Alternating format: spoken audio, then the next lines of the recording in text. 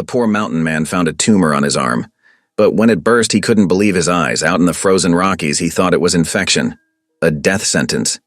Instead, inside his flesh was something shining, silver ore. A miracle? Or a curse? He rides into town, desperate for answers. But at the land office, his hope turns to fire. Another claim already filed, and a railroad agent waiting to snatch it all. And the shocking truth? The land doesn't even belong to either of them. It belongs by treaty to the Ute. Now this broken man, a widowed farm woman, and a tribal scout must decide: stand together or be crushed by the most powerful force in the West. What will happen when his wound becomes the spark for justice, family, and war against greed? And when the silver hidden in his arm draws enemies to his door, will it save them all or destroy everything he loves? Drop a comment below and share which part of the world you're tuning in from today. If you enjoy stories like this, don't forget to subscribe for more. The bitter mountain wind rattled the thin walls of Noel Boone's line shack as he stirred before dawn. His eyes opened to darkness save for the faint glow of dying embers in the fireplace. The cold had settled deep in his bones during the night, and his arm throbbed something fierce. Noel sat up on his thin mattress, running calloused fingers over the swollen lump that had been growing these past days. The touch made him wince. Heat radiated from the spot, and the skin felt tight as a drum. "Lord have mercy," he whispered, his breath visible in the frigid air. The larder situation wouldn't wait for his arm to heal. He'd been putting off a hunting trip, hoping the swelling would go down, but his food stores had dwindled to almost nothing. With winter's icy grip still holding firm in the high country, he couldn't risk running out of provisions. Noel pulled on his heavy wool shirt and buckskin jacket, each movement sending fresh waves of pain through his arm. The floorboards creaked under his boots as he made his way to the woodpile. He needed to get a proper fire going before heading out to check his trap lines. Taking up his axe, he positioned a log on the chopping block. The first swing sent needles of agony shooting from his forearm to shoulder. Noel gritted his teeth, determined to push through. By the time he had a decent pile of kindling split, sweat beaded on his forehead despite the cold.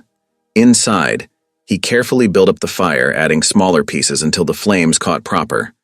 The warmth began to chase away the chill, but did nothing to ease the burning in his arm. If anything, it felt worse. He fixed himself a meager breakfast of the last handful of beans, warming them in a tin cup by the fire. The portion wasn't nearly enough to fuel a day of hunting, but it would have to do. His stores had run so low he could count what remained on one hand: 3 potatoes, half a sack of beans, and some dried meat that had seen better days. Strapping on his snowshoes, Noel headed out as the first gray light of dawn crept over the mountains.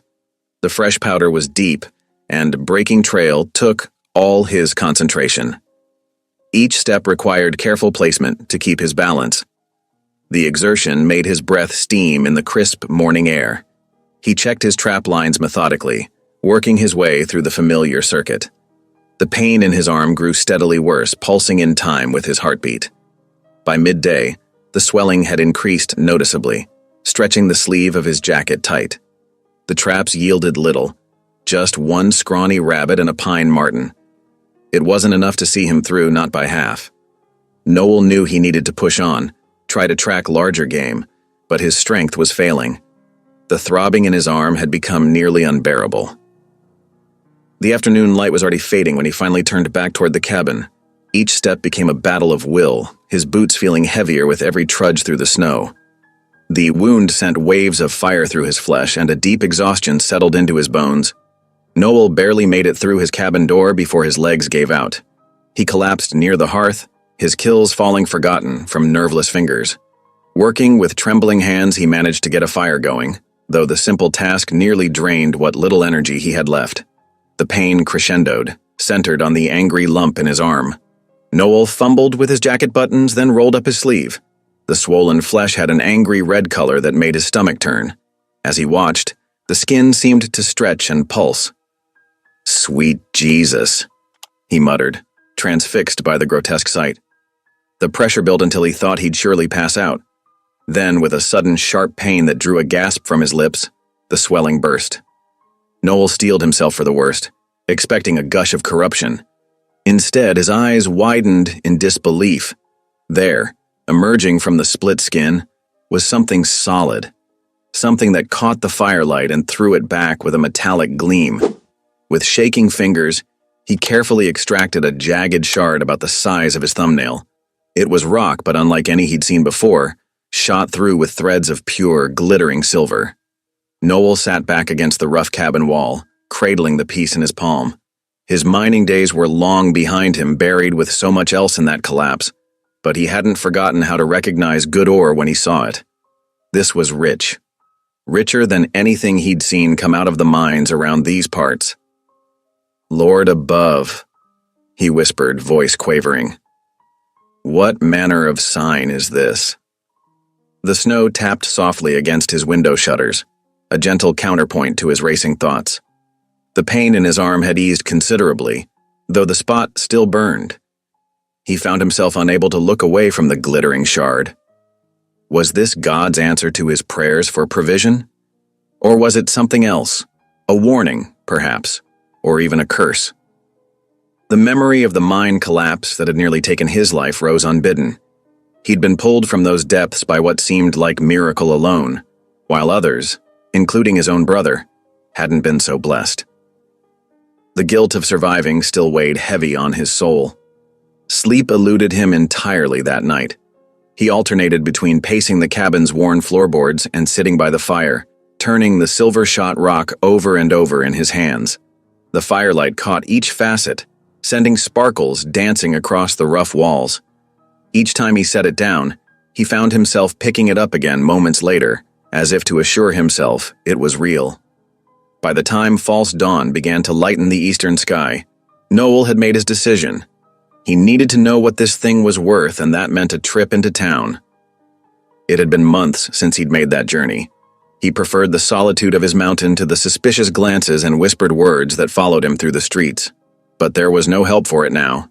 He forced himself to eat a small supper of the beans he'd cooked that morning, though his stomach churned. With anxiety, the meager meal did little to settle his nerves as he began gathering what he'd need for the ride down the mountain. His gaze kept returning to the ore piece, which he'd placed on the crude table where the lamplight could catch it. The silver threads seemed to pulse with an inner light of their own, drawing his eye like a lodestone draws iron. Was it truly a blessing? Or would it prove to be just another source of grief? Like Santa the Cursed. Mine. Bean. Noel carefully wrapped the shard in a clean handkerchief and tucked it into his shirt pocket, close to his heart. Whatever this discovery meant, he'd find out soon enough. Come first light, he'd saddle his horse and make for town. The assayer's office would tell him if this piece was truly valuable, or if he was chasing fool's hopes again. He spent the remaining hours before dawn checking his gear and planning his route. The snow would make the journey treacherous, but he knew these mountains better than any man alive. If God had truly sent this sign, he reckoned he'd see him safely down to find out its meaning. The lamp burned low as Noel sat in his single chair, absently rubbing the spot where the silver had emerged. The wound had already begun to scab over, though it remained tender to the touch. Outside, the snow continued its gentle fall, and somewhere in the distance, a wolf called to its mate. Come morning, he'd leave the familiar solitude of his mountain sanctuary and face whatever waited below. For now, he sat in the quiet darkness, alternating between prayer and wonder at the strange turn his life had taken. Dawn broke over the Colorado Rockies with all the warmth of a frozen iron skillet. Noel Boone stood in his cabin doorway, watching the pale light creep across fresh snow. The tobacco tin felt heavy in his coat pocket, its precious cargo safely wrapped in cloth. His fingers brushed the spot on his arm where the silver had emerged, now scabbed over, but still tender. "Looks like another cold one, old friend," he muttered to Patch, his graying mule, who stood patiently in the yard. The animal's breath formed clouds in the frigid air as Noel carefully secured the saddle. His hands moved with practiced ease over the worn leather straps, checking each buckle twice. Patch had been his faithful companion for 8 years now, ever since the mining accident that changed everything. The memory rose unbidden, as sharp and cold as the morning air. The crack of timber supports giving way, the roar of falling rock, the absolute darkness as tons of earth buried him alive.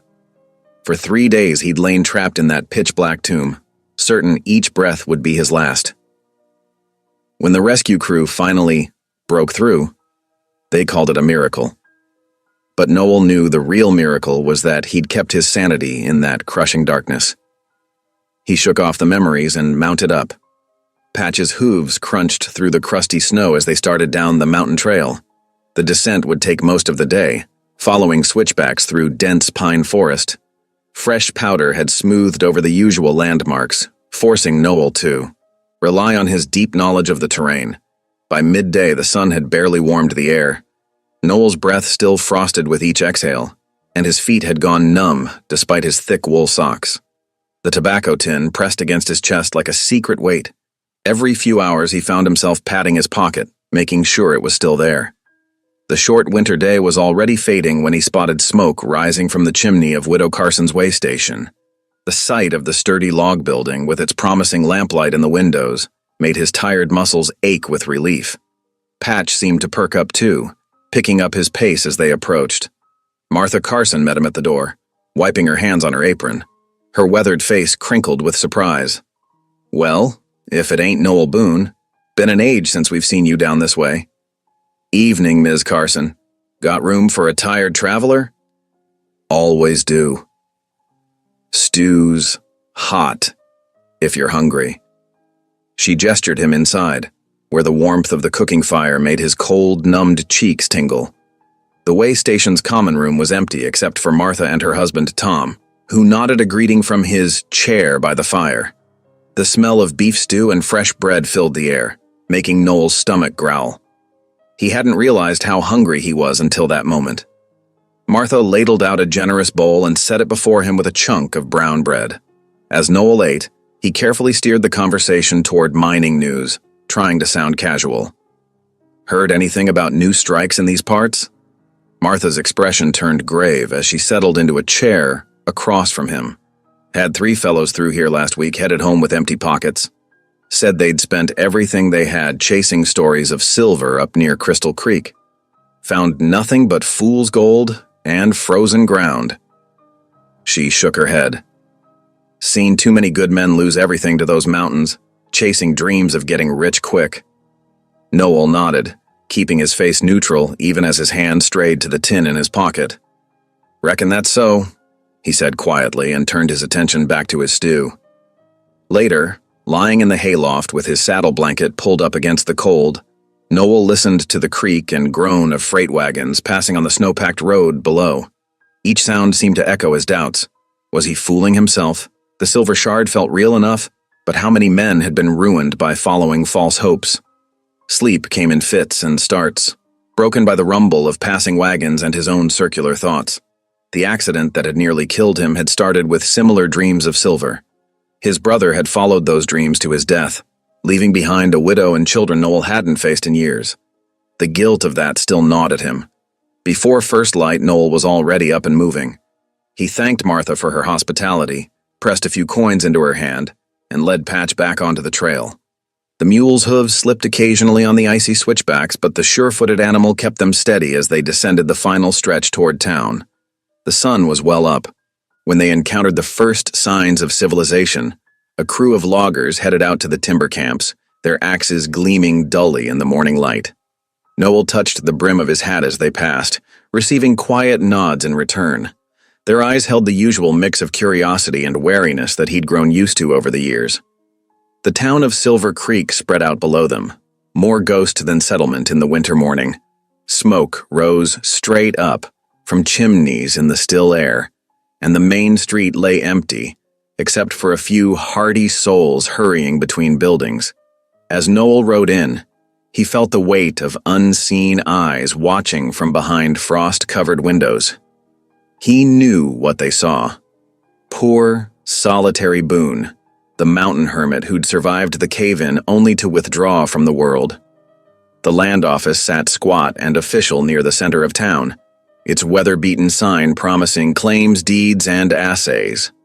Noel dismounted stiffly and tied Patch to the hitching post, taking longer than necessary with the reins. His fingers found the tobacco tin one last time, confirming its presence. For a long moment he stood on the wooden sidewalk staring at the door. Beyond it lay answers he wasn't sure he wanted. The silver shard could be worthless, nothing but another false hope. Or worse, it could be valuable enough to draw attention, to drag him back into a world he'd fled years ago. But he'd come too far to turn back now. Drawing a deep breath of the frozen air, Noel squared his shoulders and pushed through the door into whatever waited on the other side. The land office's warmth hit Noel like a wall after the bitter cold outside. Wood smoke from the pot-bellied stove mixed with the familiar sense of ink, paper, and dust. Behind a scarred oak counter, the clerk, old Walter Mills, peered at him through wire-rimmed spectacles, his quill paused mid-stroke. "Well, if it ain't the mountain man himself," Walter said, setting down his pen. "What brings you down from your perch, Mr. Boone?" Noel's fingers trembled slightly as he drew out the tobacco tin. The other men in the office, two farmers discussing boundary stakes, fell silent, watching. Noel was conscious of his worn coat, his trail-dusty boots, the wild look about him that came from too many seasons alone. "Got something needs testing, Walter," he said quietly, unwrapping the cloth to reveal the silver shard. It caught the morning light streaming through the window, throwing bright reflections across the office walls. Walter's eyebrows lifted. He reached for his testing kit with practiced hands, laying out small bottles of acid and a scratch stone. "Where'd this come from?" he asked, examining the piece through a jeweler's loupe. "Rather not say just yet," Noel replied, watching intently as Walter applied a drop of acid to the stone's surface. The liquid sizzled, leaving a telltale mark that made the clerk's eyes widen. "Pure silver," Walter announced, looking up at Noel with new respect. "High grade too, I'd warrant. You're sitting on something valuable, friend." Hope expanded in Noel's chest like a warm sunrise. After years of scraping by, of lonely winters and empty larders, here was God's provision, strange as the delivery had been. He reached for the claim forms Walter was already pulling out. The office door banged open, letting in a blast of cold air and a familiar figure that stopped Noel's heart mid-beat. Kim Boone stood in the doorway, her thin wool coat dusted with snow, her dark hair streaked with early gray. His brother's widow. The woman he hadn't faced in 5 long years. She froze when she saw him, color draining from her face. "Noel?" she whispered, like she was seeing a ghost. "They said you died in the mountains." "Kim." His voice came out rough. She looked older, worn down by the years of working her failing farm alone. The guilt he'd carried since his brother's death grew heavier. "I need to file a claim," she announced to Walter, deliberately turning away from Noel. "The bank's threatening foreclosure on the farm. There's copper on my south acres. It's my only chance." Walter spread out a map, marking the boundaries as Kim described them. Noel's stomach knotted as he watched the clerk's pencil move. He knew that land. It lay just below where he'd found his silver. "Ma'am," Walter said slowly, "I'm afraid these boundaries overlap with the claim Mr. Boone was just filing." "What?" Kim's eyes flashed to Noel. "You disappear for 5 years, let's leave us to struggle alone, and now you show up to take the only thing that might save my children?" "I didn't know," Noel started, but Kim cut him off. "Where were you?" Her voice cracked. "When Tom was dying in the mine collapse, when we needed you most, where were you, Noel Boone?" The old pain surged up, memories of being trapped in his own cave-in, unable to help when his brother needed him. "I couldn't," he began. "Couldn't what? Couldn't face us? Couldn't bear your guilt?" Angry tears sparkled in her eyes. "My children are eating nothing but beans and bread. The bank's ready to take everything we have. And you show up now?" Walter cleared his throat uncomfortably.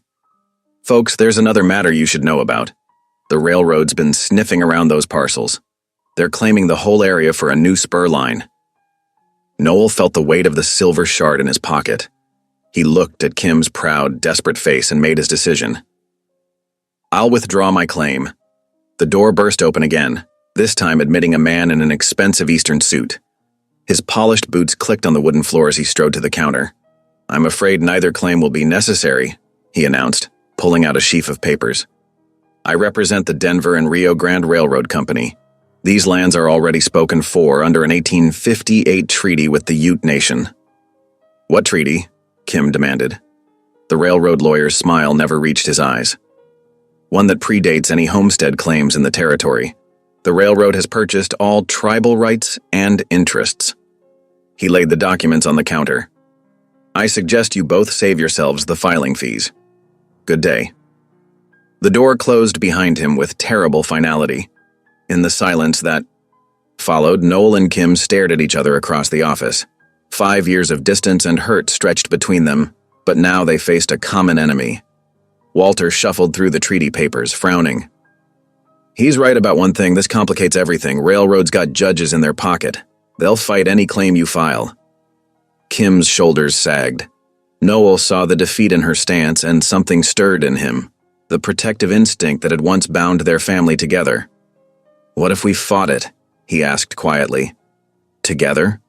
Kim's eyes met his, wary, but considering.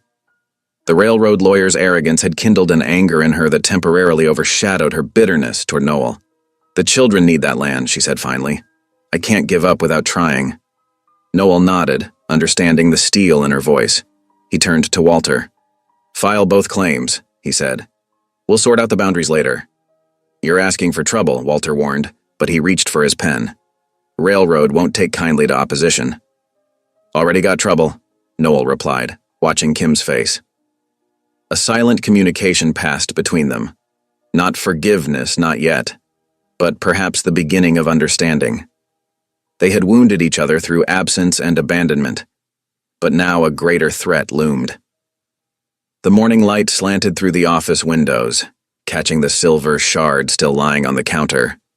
Its gleam seemed dimmer now, weighted with complications Noel hadn't imagined when he'd first discovered it in his arm. But as he watched Kim sign her name with determined strokes, he felt the first stirring of purpose he'd known in years. The railroad lawyer's boots could be heard clicking away down the boardwalk outside. Kim gathered her worn shawl closer, avoiding Noel's gaze as she prepared to leave. The wall between them remained built of grief and missed chances, but perhaps they had found a reason to begin dismantling it, one painful stone at a time. The boarding house creaked and settled in the gathering dark, as Noel sat alone at the long wooden table. His spoon scraped against the bottom of a bowl filled with thin beef stew. The dining room stood empty except for him, most other lodgers having finished their suppers hours ago. A coal oil lamp cast dancing shadows on the faded wallpaper. Outside, snow fell steadily, muffling the occasional sounds of wagon wheels and horses' hooves passing on the street. Noel's thoughts kept circling back to Kim's face in the land office, the gray streaks in her hair, the deep tiredness around her eyes, the way anger had sparked life into her features when she'd confronted him. 5 years. Had it really been that long?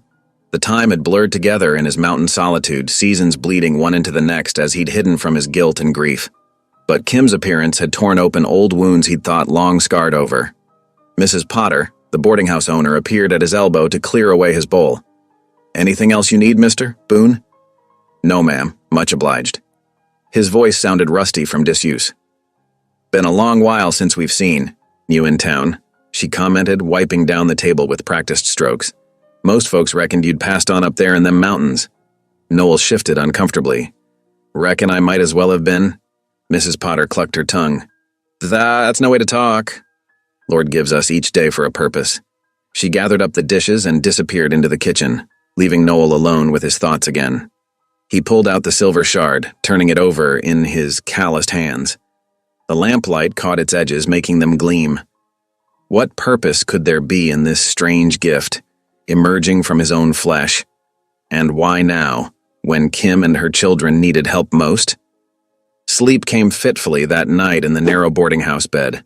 Noel dreamed of cave-ins and falling rocks, of his brother's voice calling his name, of Kim's accusing eyes. Morning light found him already dressed and headed down to breakfast, his boots quiet on the wooden stairs. The dining room smelled of coffee and frying bacon. He had just settled at an empty table when the front door opened, letting in a blast of cold air. And Kim. She stood in the doorway, snowflakes melting in her hair, looking as surprised to see him as he was to see her. For a moment, neither moved. Then she glanced around the room at the other occupied tables and sighed. "Nowhere else to sit," she said stiffly, moving to take the chair opposite him. "Don't suppose you mind?" Noel shook his head, watching as she unwound her worn shawl. In the morning light, the signs of hardship were even clearer on her face, the deep worry lines, the shadows under her eyes. Mrs. Potter bustled over with coffee and plates of eggs and bacon. "Why, Mrs. Boone, didn't expect to see you in town this morning. How are those young ones of yours?"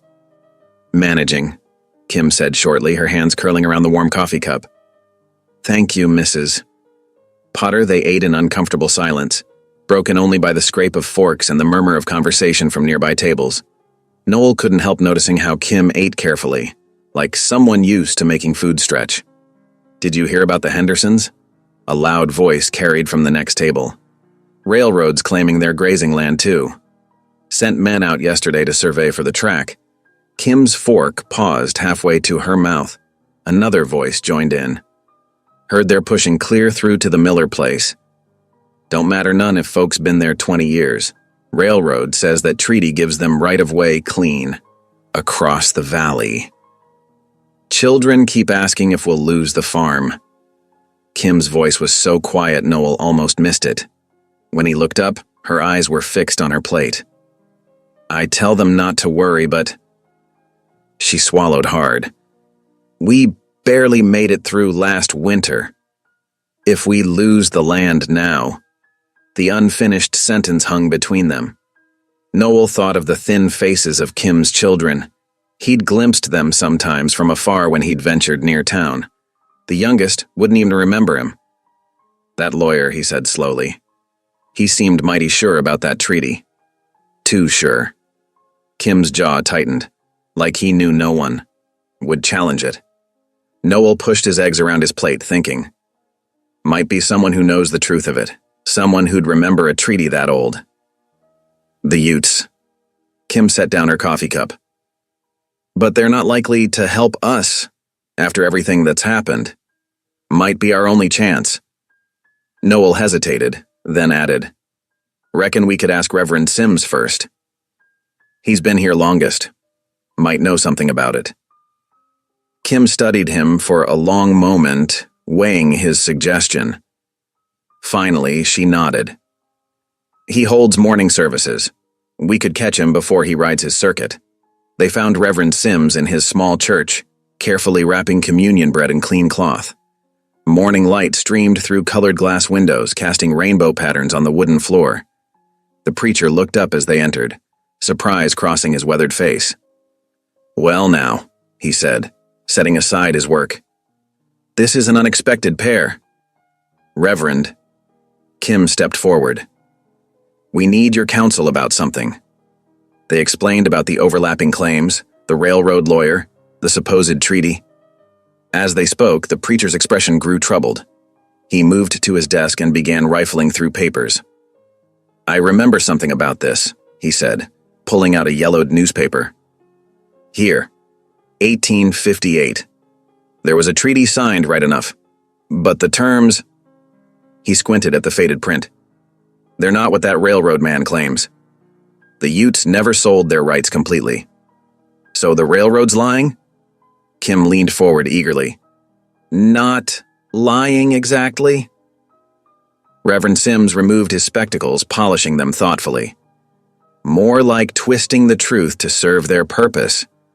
But the Ute elders would know the real terms. They keep their histories carefully. The agency's a day's ride," Noel said, "through rough country." "The children," Kim began. "Mrs. Potter can look in on them," Reverend Sims offered. If you're really meaning to do this. Kim's hands twisted in her shawl. What choice do we have? The railroad will take everything if we don't fight. The preacher nodded slowly. Then I'll pray for your success. And he hesitated. I'll pray this journey helps heal other wounds as well. They left the church in silence, each lost in thought.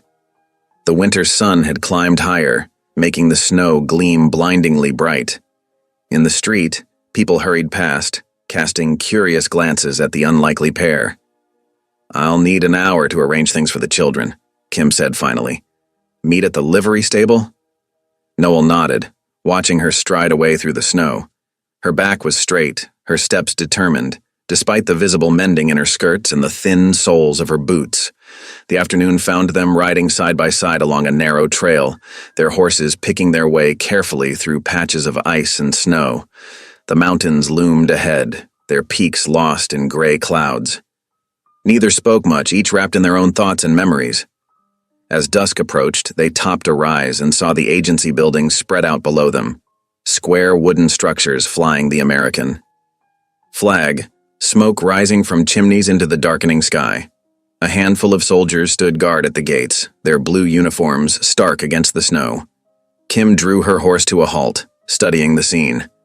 Do you think they'll help us? Don't know. Noel shifted in his saddle, feeling the weight of the silver shard in his pocket. But we've come too far to turn back now. Together, they rode down toward the agency gates. The flag snapped in the cold wind above them as they dismounted, their boots crunching in the snow. The soldiers watched their approach with wary eyes, hands resting casually on their weapons. Noel felt the tension in the air. Decades of broken promises, blood shed on both sides, trust shattered and rebuilt a dozen times over. He glanced at Kim, saw the same awareness in her face. Whatever came next would depend on finding common ground with people who had every reason to turn them away. The agency buildings cast long shadows in the fading light. Somewhere beyond them, the reservation stretched away into gathering darkness, holding the answers they desperately needed. If they could only convince the Utes to share them. The agency guard studied their papers with narrowed eyes. Business? Need to speak with someone about the Treaty of 1858, Noel said, keeping his voice steady. The guard grunted, jerking his head toward a weathered building. Indian agent's office is there, but he won't be back till I can help them. The new voice came from behind them. A young Ute man stepped forward, dressed in buckskins with an Army Scout's badge pinned to his vest. His black hair was tied back neatly, and he carried himself with quiet dignity. Recognition flickered in his dark eyes as he looked at Noel.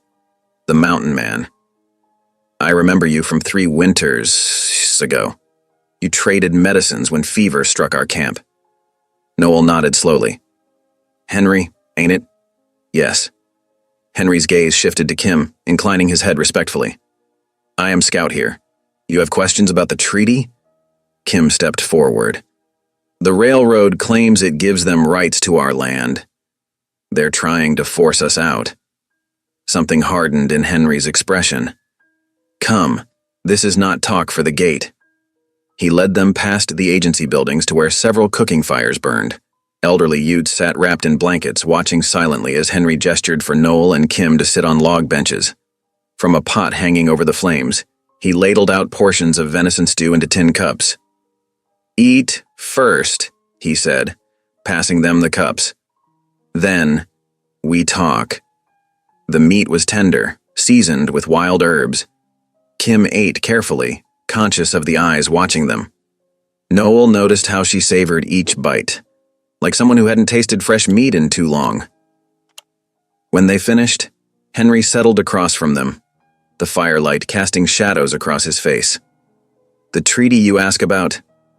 I know it well. My grandfather was there when it was signed. The railroad twists its meaning. How so? Noel asked. Henry picked up a stick, drawing lines in the dirt. The treaty gave right of passage through certain valleys. Narrow paths marked by stone cairns, but the railroad claims it means all land everywhere. His mouth tightened. They pressure agents, judges, make promises, threats. Papers disappear.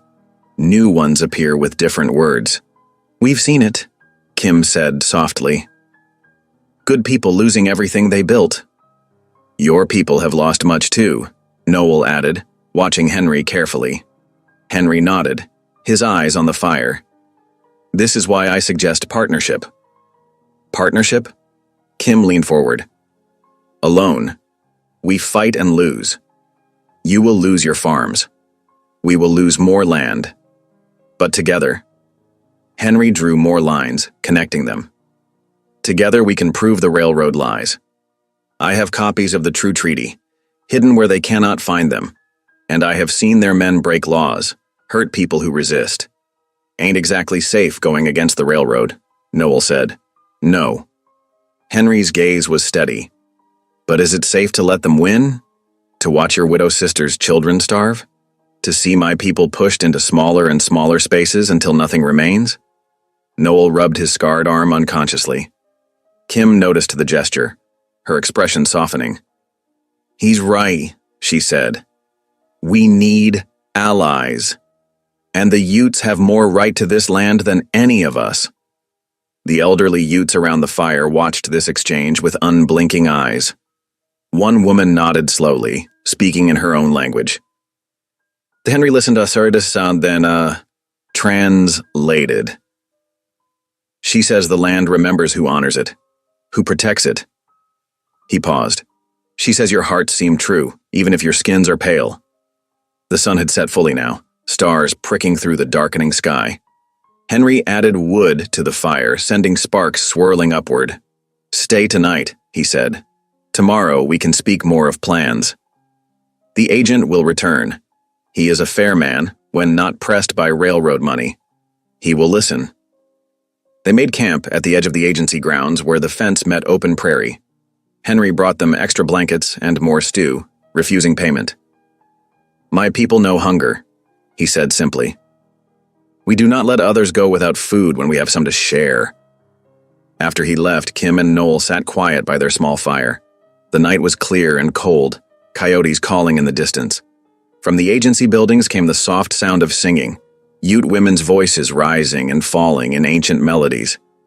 "The children pray every night," Kim said suddenly, "for food, for warm clothes, for God to help us keep the farm." She pulled her shawl tighter. "I tell them he's listening, but sometimes it's hard to believe," Noel finished softly. "Yes." She looked at him across the flames. "Like that silver in your arm. Curse or miracle? Either way, it brought you here. Made you listen to Henry." Noel touched his arm where the shard had emerged. The skin was still tender, but the wound was healing clean. He thought about what she'd said, about prayers and provisions, about God's strange ways of answering. "Reckon if it is a miracle," he said slowly, "maybe it ain't just about getting rich. Maybe it's about something bigger.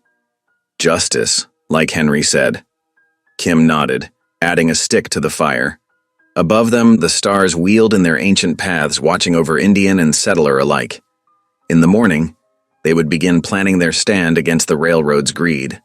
But for now, they sat in almost comfortable silence, sharing warmth in the first, fragile threads of trust. Around them, the prairie stretched vast and dark. From the agency came the soft thud of a drum, keeping time with the women's songs.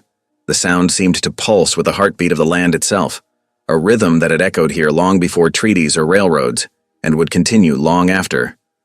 Noel shifted his blanket, watching the flames dance. His arm ached dully, reminding him of the silver's strange emergence. Kim was right. It had led him here to this unlikely alliance with his brother's widow and a proud young Ute scout.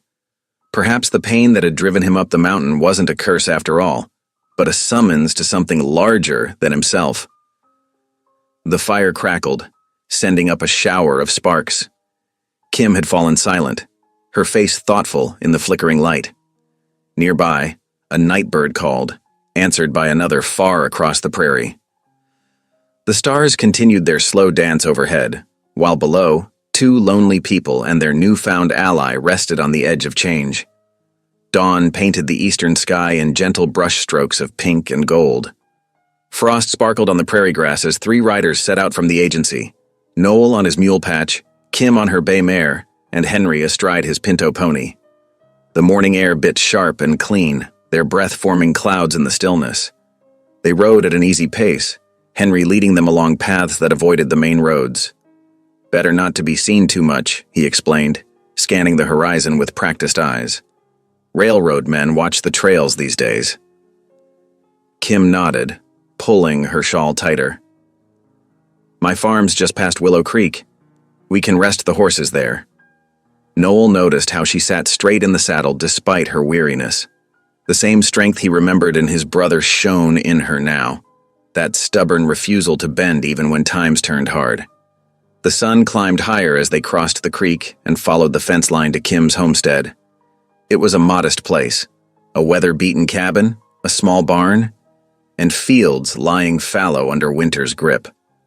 But smoke rose cheerfully from the chimney, and 3 small figures burst from the cabin door at the sound of hoofbeats. "Mama! Mama's home!" The children raced across the yard, their faces bright with joy, despite their worn clothes. The eldest boy, about 12, reached them first, helping Kim dismount. His younger brother, perhaps 9, and their little sister, no more than 6, crowded close behind. "Children," Kim said, embracing them. "This here's your Uncle Noel, your pa's brother. And this is Henry, a friend who's going to help us." The children stared at Noel with frank curiosity. He shifted uncomfortably in his saddle, unused to such direct attention. But the little girl's smile, missing 2 front teeth, tugged at something long buried in his heart. "Uncle Noel?" The eldest boy stepped forward. "I'm James. Pa used to talk about you sometimes." Noel swallowed hard. "That so? Said you could track anything that walked or crawled?" James glanced at the rifle in Noel's saddle scabbard. "Said you were the best shot in 3 territories." "Your pa was always given to tall tales," Noel said gruffly, but his eyes softened. Henry dismounted smoothly, drawing James's attention. The boy's eyes widened at the scout's buckskins and quiet dignity. "You're Indian?" "A real Indian?" "Ute," Henry corrected gently.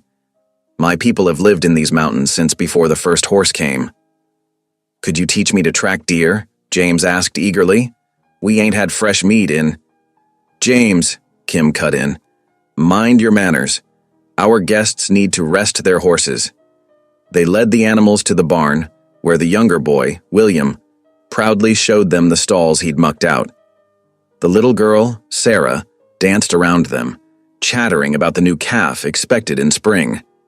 After settling the horses, Noel noticed a broken section of fence near the vegetable patch. Without being asked, he gathered tools from the barn and set to work.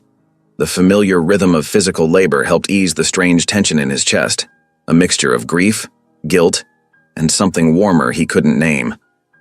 In the adjacent field, Henry walked with James, pointing out deer signs in the frozen earth.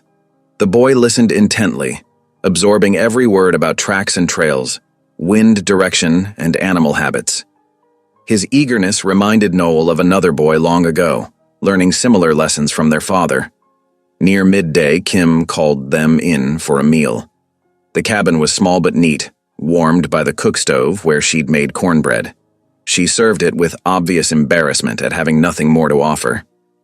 "It's fresh baked," she said, cutting careful portions. "We still had some meal left." "It's good," Noel said firmly, recognizing the pride that made it hard to accept charity. He'd felt it himself often enough, up in his line shack. The children ate quickly but politely, having clearly been taught manners despite their hardship. Sarah kept stealing glances at Noel until finally she gathered her courage. "Uncle Noel? Mama says you live all alone up the mountain. Don't you get scared?" "Sarah," Kim chided, but Noel shook his head. "It's all right." He considered the question seriously. "Reckon I got used to it, but sometimes it does get mighty quiet up there." "We got scripture readings every night," Sarah offered. "You could stay and listen." The invitation, so innocent and unexpected, caught Noel off guard. He looked at Kim, who was suddenly very busy with the cornbread. "That's kind of you, little miss," he managed. The afternoon passed in a blur of activity. Noel finished mending the fence while Henry showed James and William how to set snares for rabbits. Kim worked in her small kitchen garden, Sarah helping by picking up frozen vegetables and asking endless questions. As evening approached, Henry gathered them around the kitchen table, spreading out a rough map he'd drawn. "We need allies," he said, marking locations with a piece of charcoal. "Farmers here and here, miners who've lost claims, townspeople tired of railroad bullying. Ain't gonna be easy," Noel said. "Railroads got money and law behind them." "They think they do," Henry corrected. "But truth is stronger than paper laws if we can prove it." Kim leaned forward, tracing the map with work-roughened fingers. "The Reverend Sims might help. He's been speaking against the railroad's greed." "And Matt Turner," Noel added reluctantly. "Used to work their surveying crew till they cheated him too." Henry nodded approvingly. "Each person we convince makes us stronger." Before they could discuss more, Sarah tugged at Kim's sleeve. "Mama, it's time for scripture." Kim glanced at their guests. "You're welcome to join us." Henry declined politely, saying he needed to check his horse, but Noel found himself nodding. The children quickly arranged themselves on the floor near the cook stove, where a lamp cast warm light in the gathering dusk. Kim handed Noel a worn Bible, its pages soft with use. "Would you read for us?" He took it carefully, suddenly conscious of his calloused hands. How long had it been since he'd held the good book? Not since before the mine collapse, surely. Before his brother's death, when grief and guilt had driven him into solitude. Sarah scooted closer to him as he opened to the passage Kim indicated. His voice, rough at first, steadied as he read, "Be strong and of good courage. Fear not, nor be afraid of them. For the Lord thy God, he it is that doth go with thee. He will not fail thee, nor forsake thee." The word stirred something deep inside him, memories of his mother reading by lamplight, of his brother's quiet faith even in hardship.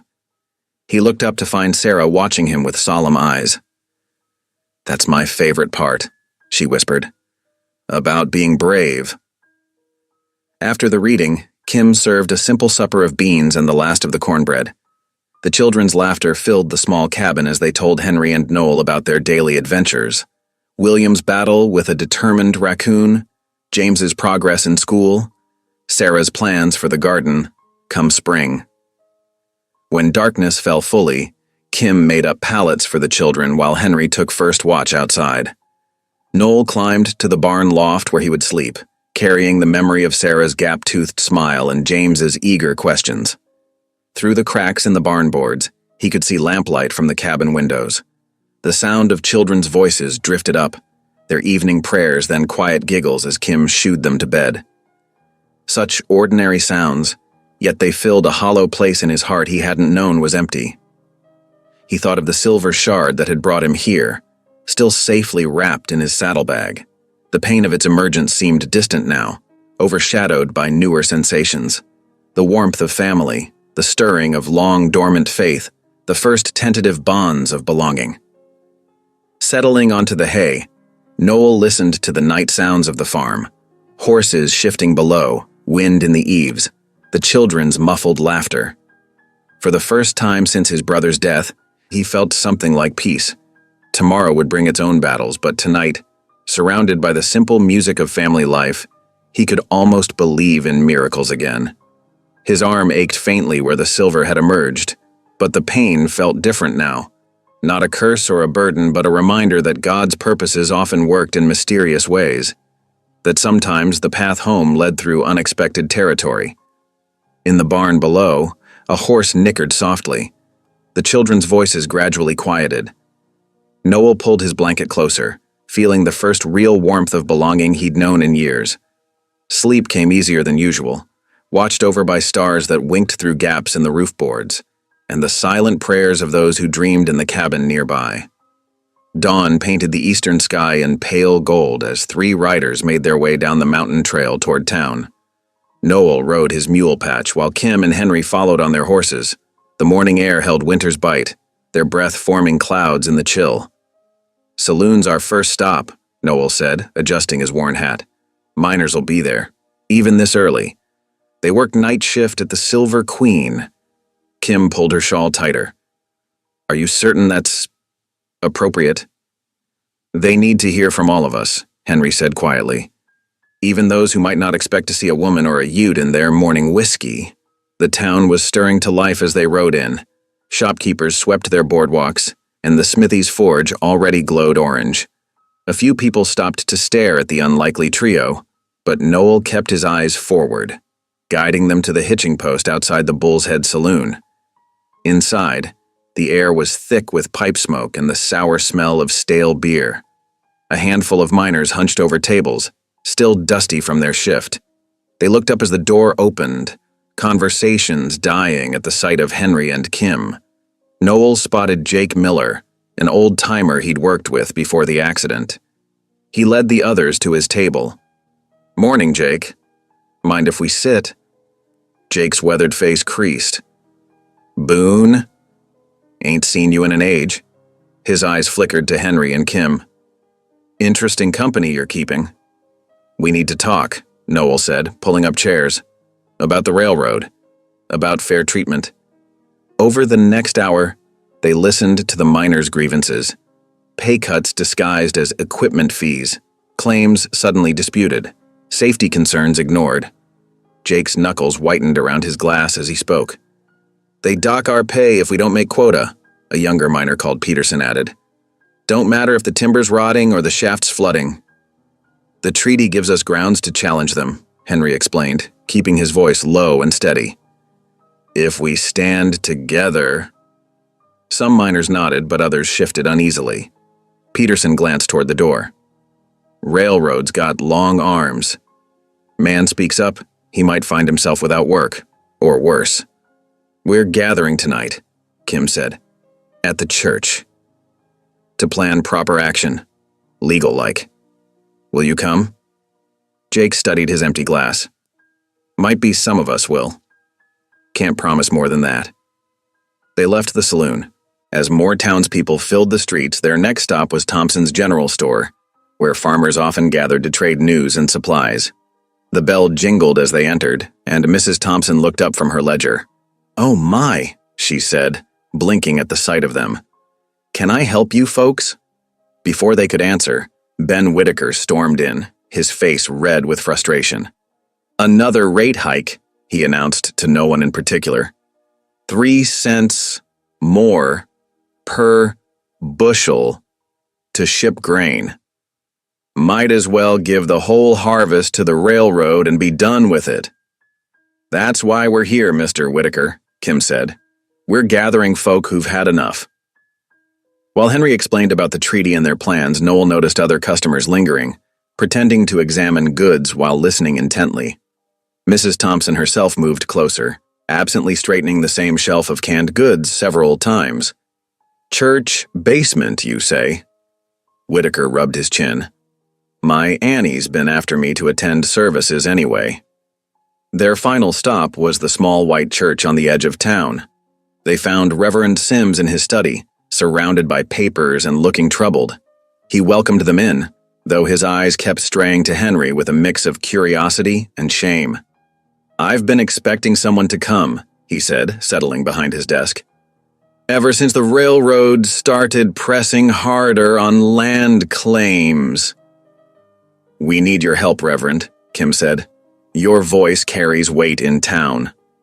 The preacher's shoulders slumped. "Does it? When I stayed silent before, accepting railroad donations while good people lost their homes?" He stood and paced to the window. "I have much to atone for." "The good book speaks of redemption," Noel said quietly, surprising himself. "Reckon that's what we're all seeking one way or another." Sims turned back, something like hope lighting his tired face. Yes, perhaps you're right." He straightened his collar. "The church basement is yours tonight. I'll send word to those I trust." As evening approached, people began arriving in ones and twos. They came quietly, some looking over their shoulders, others trying to appear casual. Noel watched from the church steps as Jake led a group of miners round the back. Whitaker brought 3 other farmers. Mrs. Thompson slipped in through the side door. The basement was cold but dry, lit by oil lamps that cast long shadows on the whitewashed walls. Wooden chairs scraped on the floor as people settled in. Noel counted nearly 20 faces, more than he'd dared hope for. Reverend Sims opened with a prayer for guidance and justice. Then Kim stood, her voice soft but clear in the hushed room. "We all know why we're here," she began. "The railroad's been taking and taking, thinking we're too weak or scared to fight back. But we have something they don't expect." She gestured to Henry. "We have truth on our side." Henry unrolled the treaty copy on a table where everyone could see. "This land was promised to my people," he said. "The railroad's claims violate not just Ute rights, but all our rights. They think they can ignore the law when it suits them." Questions came from the crowd. Would they face violence? Could they afford lawyers? What about their jobs, their families? Noel stood then, feeling the weight of every eye in the room. "I found silver up on my claim," he said.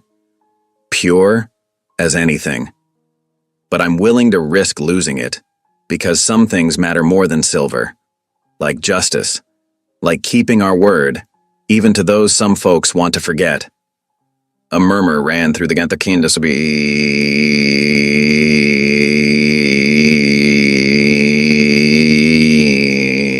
They all knew what silver meant in these parts, the difference between feast and famine, between staying and leaving. "Zadra, Ms. Thompson raised her hand. "I can pass messages through the store.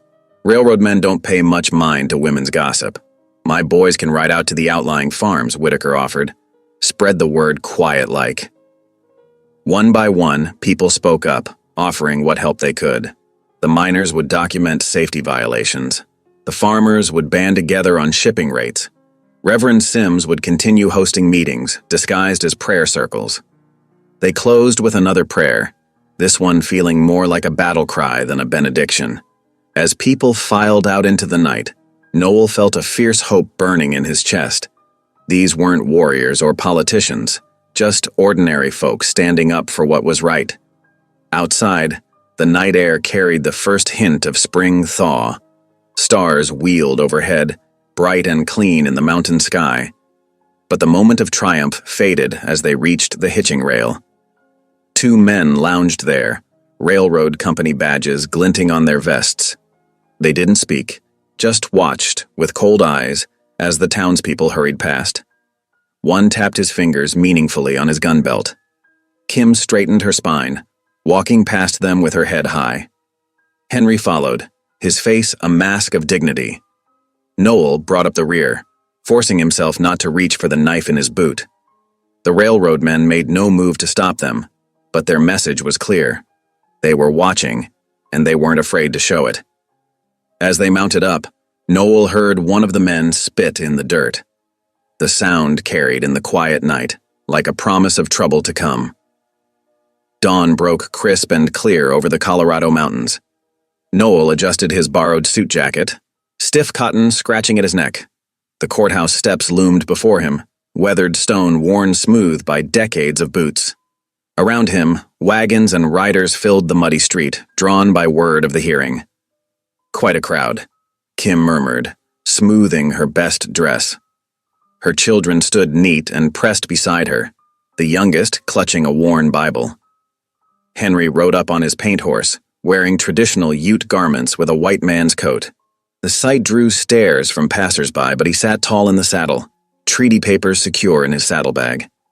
"The agent tried to stop me leaving the reservation," Henry said quietly as he dismounted. "Said it wasn't proper for me to speak in court."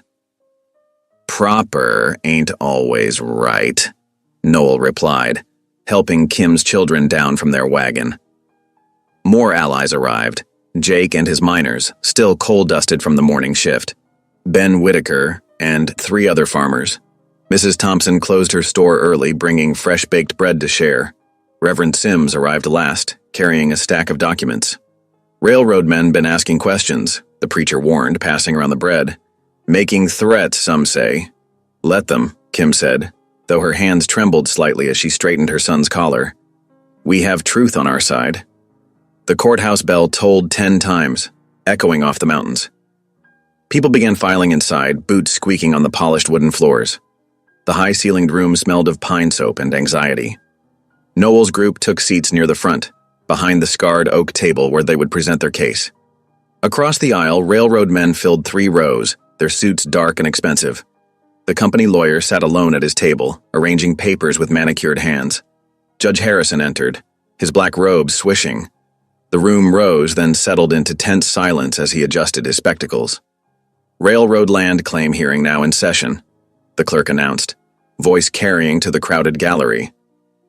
The railroad lawyer rose first, smooth as cream. Your Honor, this is a simple matter of progress. The Denver and Rio Grande Railroad has legal right to expand through these territories. He paused, lip curling. Individual claims are merely attempts to extort compensation. Murmurs rippled through the crowd.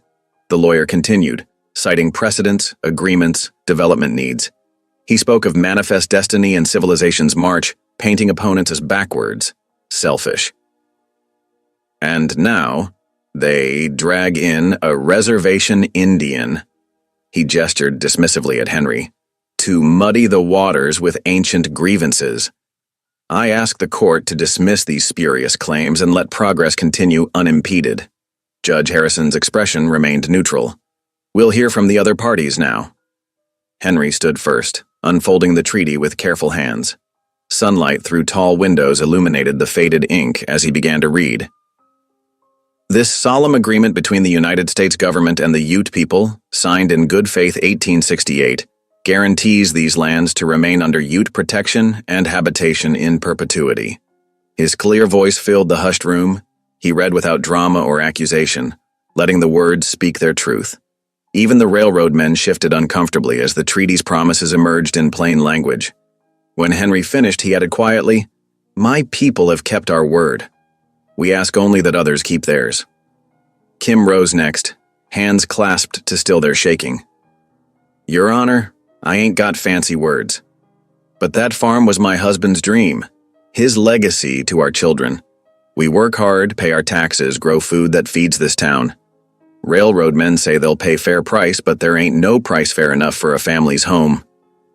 She spoke of midnight worries over thin harvests, of children's prayers for daily bread, of community bonds stronger than steel rails. Her voice gained strength as she continued, pride overcoming fear. We ain't against progress, Your Honor, but progress that crushes poor folks ain't progress at all, it's just greed wearing a finer coat. The railroad lawyer smirked, but several townspeople nodded. Judge Harrison made notes on his paper. Noel stood last, conscious of his ill-fitting suit. He drew out the silver shard, holding it up to catch the light. This came out of my arm, Your Honor. Been in there since a mine collapse 4 years back. Doctor said it was a miracle I survived. He set the shard on the judge's desk. Found it same day I learned about Kim's claim and the treaty. Some might call that coincidence. I call it providence. The room stayed silent as Noel described his solitary life, his brother's death where I sobbed the weight of guilt and grief. He spoke of Henry's dignity and Kim's courage, of miners risking jobs to speak truth, of a community coming together. That silver could make me rich, he finished. But there's things worth more than silver. Justice, honor, family. Reckon that's what we're really fighting for here. The railroad lawyer rose to object, but Judge Harrison waved him down. The old judge removed his spectacles, polishing them slowly as he considered. Minutes stretched like hours. Kim's youngest daughter leaned against Noel's arm, tired from sitting still. Henry remained straight-backed, eyes forward. The gallery hardly breathed. At last, Judge Harrison spoke. The law exists to serve justice, not merely progress. These matters, treaty rights, homestead claims, mineral rights, deserve proper consideration. He replaced his spectacles. I hereby delay any railroad action pending full review by territorial authorities in Washington. Court adjourned. The gavel crack was lost in sudden noise. People cheered, hugged, shook hands across the aisle. The railroad lawyer stalked out, face thunderous. Kim's children jumped up and down, caught in the general joy. "We won?" Kim's eldest boy asked, eyes wide. "For now," Henry said, carefully refolding the treaty. "But the fight isn't over." Outside, autumn sunlight bathed the courthouse steps in gold. Townspeople lingered, sharing Mrs. Thompson's bread, discussing next steps. Reverend Sims led a prayer of thanksgiving. Even the miners smiled, despite knowing they faced hard days ahead. Kim touched Noel's sleeve lightly. "Thank you," she said, "for standing with us." He nodded, struck by the softness in her eyes, the first warm look she'd given him since his brother's death. "Reckon it's what family does." They loaded the children into the wagon as shadows lengthened across town. Henry mounted his paint, treaty secure in his coat. Other riders and wagons began the journey home, spirits high with victory. As they started down the road toward Kim's farm, Noel's scout-trained eyes caught movement along the ridgeline. Dark shapes moved between pine trees, following their path. He counted at least 4 mounted men. Noel touched his arm where the silver had emerged, remembering Providence. Whatever trouble those shadows promised, they would face it together. But for now, he kept silent, letting Kim and the children savor their hard-won hope as dusk painted. The mountains purple and gold. The wagon wheels creaked softly as they pulled up to Kim's farmhouse in the deepening twilight. Noel helped the children down while Kim lit the porch lantern, its warm glow pushing back the gathering darkness. The barn dog, Bruno, trotted over to sniff their boots, tail wagging in welcome. "Best I stay tonight?" Noel said quietly to Kim, glancing toward the shadowed ridge. "Just to be certain all's well." She nodded, understanding in her eyes. The children would like that. Inside, Kim's daughter Sarah stoked the cook stove while her brothers, Thomas and James, set the table with their mother's few pieces of good china. The familiar scent of baking cornbread filled the small kitchen, mixing with the sharp pine smell of fresh split kindling in the wood box. "Uncle Noel's staying," Sarah announced, her face brightening as she arranged the plates. The word "uncle" caught him off guard, stirring memories of happier times before the accident, before his brother's death had carved such distance between them all. He hung his coat by the door, beside the children's worn jackets. Kim pulled a stew pot from the oven, the savory aroma making stomachs growl. "It ain't much," she apologized, "but there's plenty to share." "Smells like heaven," Noel said truthfully. After years of solitary meals in his line shack, the simple act of gathering around a family table felt like a forgotten blessing. They joined hands for grace, Kim's soft voice giving thanks for the day's victory and the food before them. The children's amen came eager and quick, making the adults smile. As they passed the bowls around, Thomas looked up at Noel with bright eyes. "Tell us about living in the mountains, Uncle Noel. Do you really track bears?" "Now, Thomas, let your uncle eat," Kim chided gently. "No harm in stories," Noel said, settling back in his chair. The stew was hot and filling, better than anything he'd cooked for himself in years. "Well now, just last spring I came across a grizzly print big as a dinner plate." The children leaned forward, spoons forgotten, as Noel described following the bear's trail through spring snow, reading signs of its passing in broken branches and scratched bark. He kept the tale mild enough for young ears, focusing on the bear's clever ways of finding food and the respect a mountain man must show such creatures. "Did you shoot it?" James asked, eyes wide. Noel shook his head. "No need. Bears generally leave folks alone if you're wise enough to leave them be. Sometimes the bravest thing is knowing when not to fight." Kim's glance showed she caught his deeper meaning. The railroad men were like bears themselves, best handled with caution and respect for their power. More stories followed as they finished supper. Noel described the peace of alpine meadows filled with columbine, the way bighorn sheep seemed to dance along sheer cliffs, the morning song of thrushes echoing through spruce forests. The children drank in every word, their usual mealtime fidgets forgotten. When the dishes were cleared and washed, Sarah brought out her mother's worn Bible. It was their nightly ritual, Kim explained softly, started after their father died. They gathered close around the fireplace, lamplight gleaming on eager faces as Noel read the familiar words of Psalm 23. "The Lord is my shepherd. I shall not want." The ancient promises of protection and provision felt especially powerful after the day's events. Kim's eyes grew misty as Noel's deep voice filled the room. When he finished, the children begged for one more story before bed. "Just a short one," Kim agreed, seeing their heavy eyelids despite their protests. Noel told them about a mother fox he'd once watched teaching her kits to hunt, how she'd shown such patience as they learned to stalk and pounce. By the time he finished, Sarah was yawning, and James had nodded off against his sister's shoulder. Kim shooed them upstairs to bed, their sleepy goodnights and hugs warming something long frozen in Noel's heart. He found himself missing these simple family moments he'd denied himself during his years of solitude. When she came back downstairs, Kim added wood to the fire and settled into the rocking chair her husband had made. For a while they sat in comfortable silence watching the flames dance. "I owe you an apology," she said finally, her voice soft but clear. "After John died, I blamed you for not being there. Thought if you'd been working the mine that day instead of off in the mountains, maybe things would have been different." Noel stared into the fire, the old guilt rising. "Not a day goes by I don't wish I'd been there. I know that now." Kim's hands worked steadily at her mending. "Took me years to see past my own grief. To understand you carried wounds just as deep as mine." He touched his scarred arm unconsciously.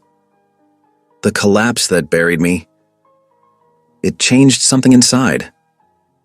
Couldn't go back underground after that. Felt like a coward, running to the mountains."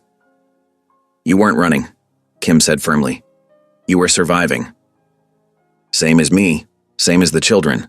We all carry our scars differently." The firelight caught the silver threads in her dark hair, reminding Noel how the years had marked them both.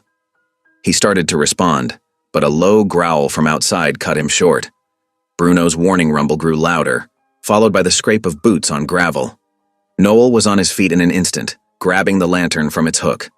"Stay inside," he told Kim quietly. "Lock the door behind me." The night air bit cold as he stepped onto the porch holding the lantern high. Bruno stood rigid by the barn, hackles raised, staring into the darkness beyond the house. Noel moved carefully down the steps, scanning the shadows between buildings. The dog's growl faded to whimpers as Noel approached. Whatever had disturbed Bruno was gone now, but the night felt wrong somehow. Too still. He made a slow circuit of the house and barn, checking doors and windows, finding nothing obviously amiss. Still, unease prickled along his spine. The ridge where he'd spotted the riders earlier loomed black against the star-filled sky. Watching. Waiting. When he returned inside, Kim stood by. The fireplace, a poker gripped tight in her hand. "Nothing to see," he reported, though they both knew that meant little. "But I'll bed down in the barn loft tonight. Keep watch." She nodded, relief and worry warring in her expression. "There's extra blankets in the chest? And Noel?" She touched his arm briefly. "Thank you. For everything." He gathered the blankets and his rifle, then made his way to the barn. The familiar smells of hay and horses helped ease his tension somewhat. Above in the loft, he arranged a comfortable spot near the window where he could watch both the house and the road. The hours crept by. An owl called. Mice rustled in the hay below. Bruno made his rounds, pausing occasionally to sniff the air. Noel dozed fitfully, jerking awake at every unusual sound. The deep quiet before dawn was shattered by sudden hoofbeats.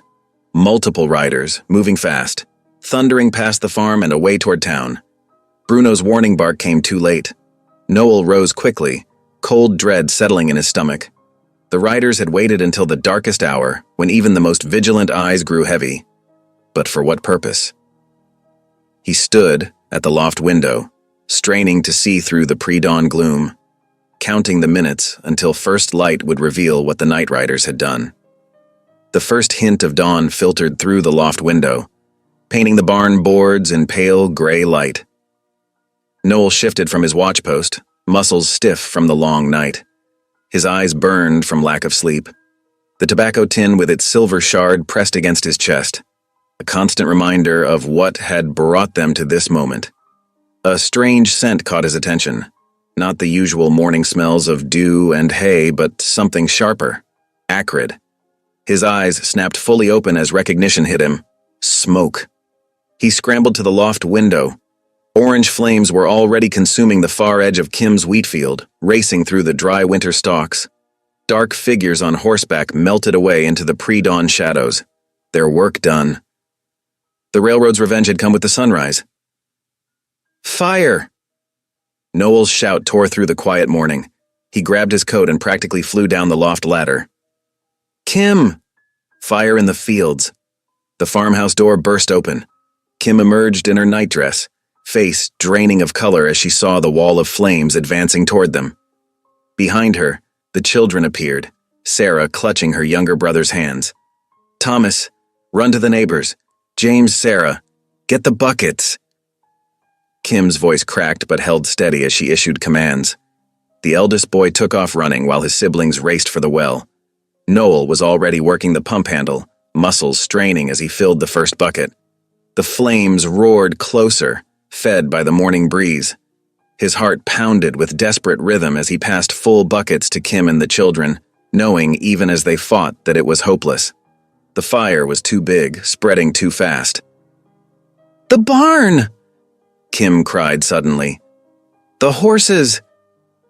Noel spun to see flames licking up the barn's rear wall where the raiders had set a second blaze. He sprinted for the hut building, throwing open the doors. Smoke billowed out as he rushed inside.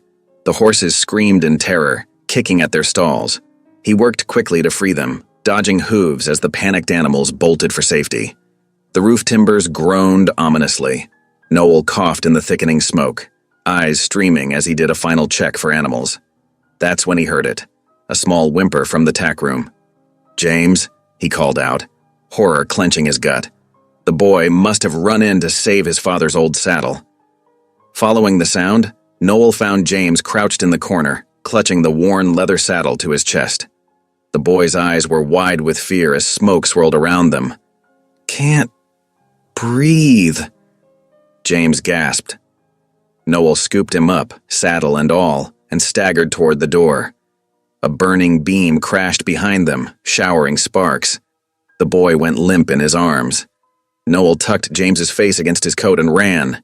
They burst out into the morning air as the barn roof collapsed in a shower of flaming debris. Kim's scream pierced the chaos as she saw her unconscious son. Noel laid James gently on the ground, checking for breath. The boy's chest barely moved. Breathe, son, Noel commanded, turning James onto his side and patting his back firmly. Breathe! James convulsed suddenly, coughing violently. Each harsh breath seemed to tear from his lungs, but he was breathing. Kim gathered him into her arms, tears cutting clean tracks through the soot on her face. More shouts rang out as neighbors finally arrived, but it was far too late. The barn was completely engulfed, and the flames had devoured most of the wheat field. They formed a bucket line anyway, working to keep the fire from spreading to the house and nearby woods. By midday, the last flames sputtered out, leaving behind a hellscape of ash and char. The barn was nothing but smoldering timbers. The wheat field, Kim's hope for winter survival, lay in ruins. Even the well house had partially burned, its roof a blackened skeleton against the sky. Noel stood in the middle of the destruction, clothes and skin stained with soot, lungs raw from smoke. The silver shard seemed to burn against his chest like a brand of guilt. If he hadn't come down from his mountain with that cursed piece of ore, none of this would have happened. Kim and her children would still have their livelihood, their safety. He watched Kim comfort Sarah, who sobbed inconsolably over her ruined garden. The little plot where she'd tended winter vegetables was trampled and scorched, the careful rows obliterated by horses' hooves. Thomas stood silent nearby, looking far older than his 12 years as he surveyed their losses. James lay on a neighbor's blanket, still coughing weakly, the precious saddle clutched to his chest. We'll rebuild, Kim said firmly, though her voice shook. We still have the house. We still have each other. But Noel could see the fear behind her brave words. Winter was coming. Without the wheat crop, without stored vegetables, without the barn's protection for livestock, How would they survive? The neighbors helped clear. What debris they could offered what comfort they could. As sunset painted the smoke-filled sky in shades of blood and gold, Kim's closest friend Martha brought them a loaf of bread, all she could spare from her own slim stores. They gathered that night in the kitchen, which had escaped major damage. The house felt wrong. Too quiet, except for James's occasional coughing, too empty with their possessions moved away from scorched walls. They broke the bread and ate in silence, no one having the heart for grace. Sarah hiccuped softly, trying to hold back fresh tears. Thomas stared at his plate, jaw clenched tight. James lay on a pallet near the stove, finally sleeping, his father's saddle still within reach. Kim moved mechanically, tending to her children with gentle hands that trembled slightly. Noel couldn't bear to eat. The bread turned to ashes in his mouth, bitter with guilt.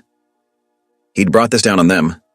His silver, his defiance of the railroad, his failure to keep proper watch. The warmth of family he'd felt just yesterday seemed like a cruel joke now.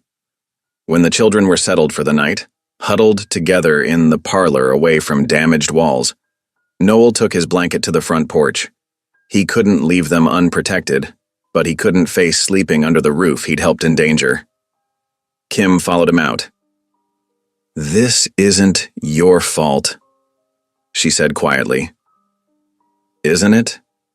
He gestured at the devastation silvered by moonlight. "I should have known they'd retaliate. Should have posted better watch. Should never have brought that cursed silver here." "The railroad men did this," Kim said firmly. "Not you. Not the silver. Them and their greed." She touched his arm lightly. "We knew the risk when we chose to fight." But her words couldn't penetrate the wall of shame surrounding him. Noel waited until she went inside, then climbed onto the porch roof. He lay there studying the stars through wisps of lingering smoke, remembering the hope they'd felt just yesterday in the courthouse. Now that hope lay as ruined as the barn's ashes scattered by the cruel winds of reality.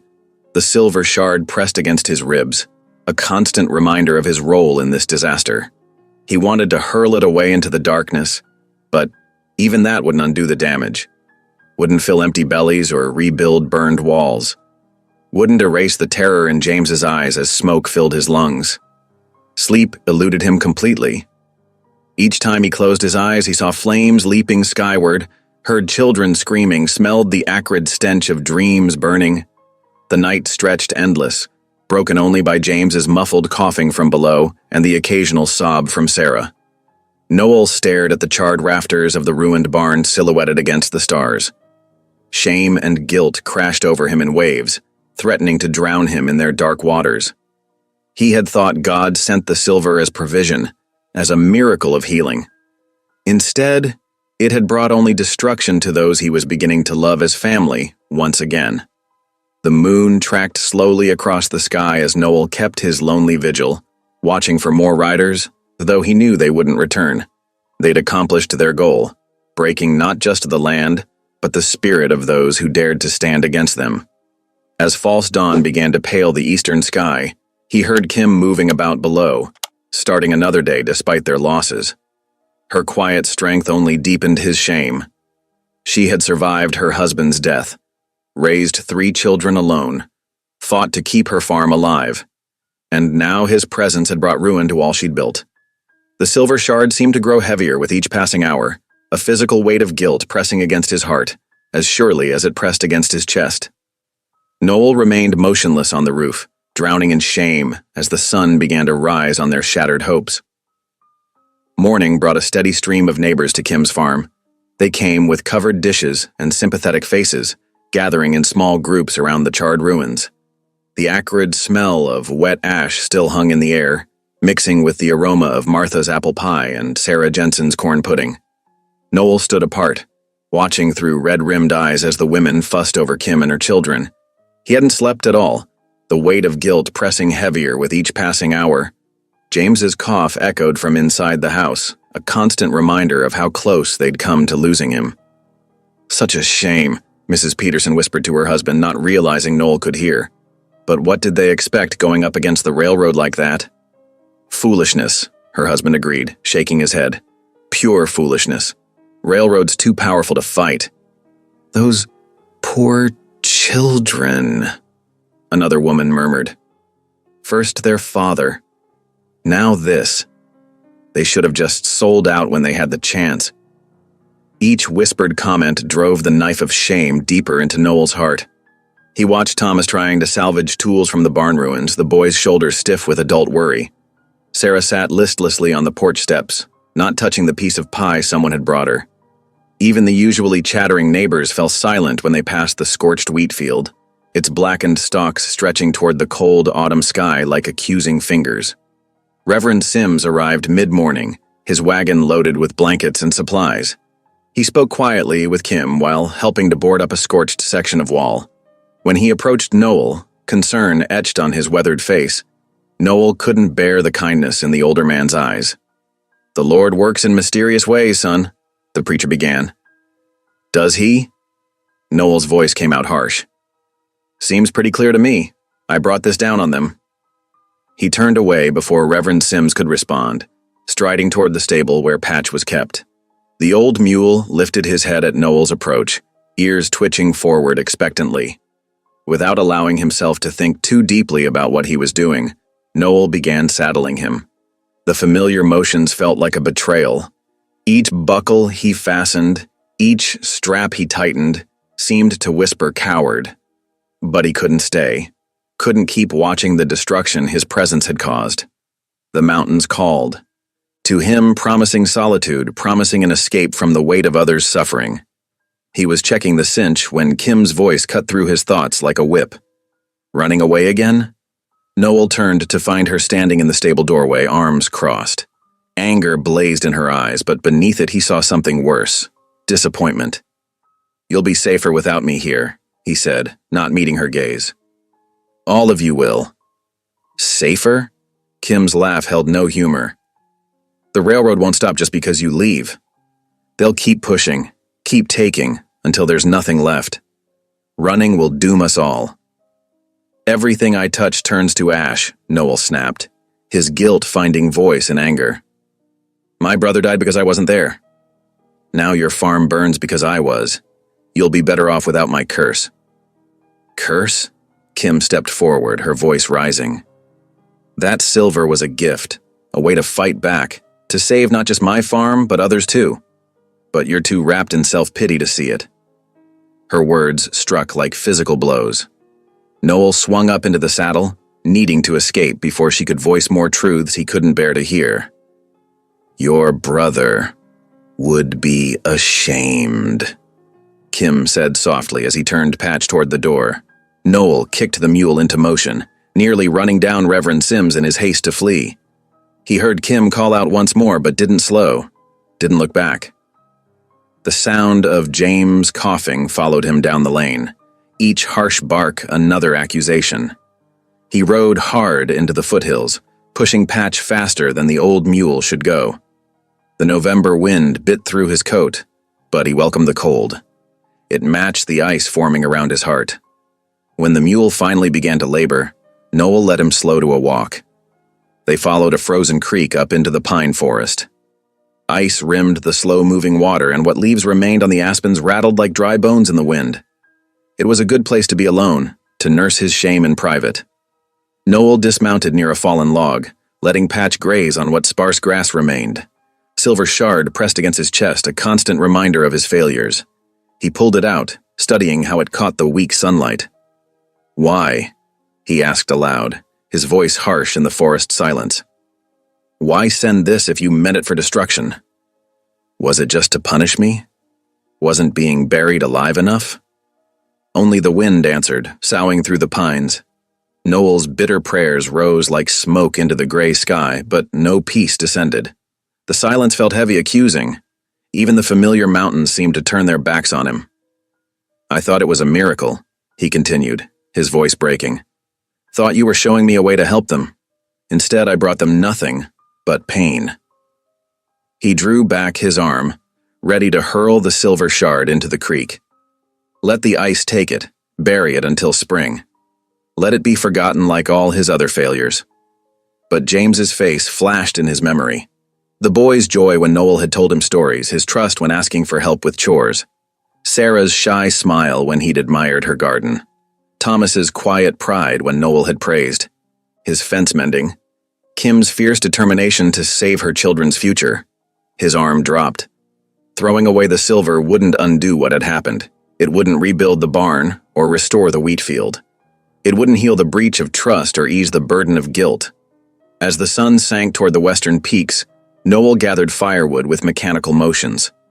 The routine of making camp should have been comforting. It was what he'd done alone for years. But now the solitude pressed in around him like a physical weight. No children's laughter brightened the dusk. No smell of Kim's cornbread wafted on the wind. Even Patch seemed subdued, standing with head lowered instead of nosing hopefully through Noel's saddlebags for treats. The small fire cast more shadows than light. Noel huddled close to it, his back against a pine trunk, and tried to convince himself he'd made the right choice. The mountain silence that had once felt like peace now echoed with accusations. Each snap of the flames reminded him of the barn burning. Each gust of wind carried phantom sounds of children crying. He drew out his Bible, more from habit than hope, but couldn't bring himself to open it. What comfort could he find there? He'd thought the silver was an answer to prayer, a miracle of healing. Instead, it had brought only destruction to those who had dared to trust him. The stars emerged one by one, cold and distant as God's mercy seemed to be. Noel wrapped himself in his blanket, but nothing could warm the chill in his soul. The night stretched endless before him, promising no rest, no peace, no answers to his bitter questions. He was alone again, just as he'd been after the mine collapse. But this time, the solitude felt less like sanctuary and more like punishment. The silence of the pines weighed heavy on his shoulders, a burden far heavier than any silver shard. The moon rose, casting sharp shadows through the trees. Somewhere in the distance, a wolf howled, a sound of loneliness that echoed in Noel's heart.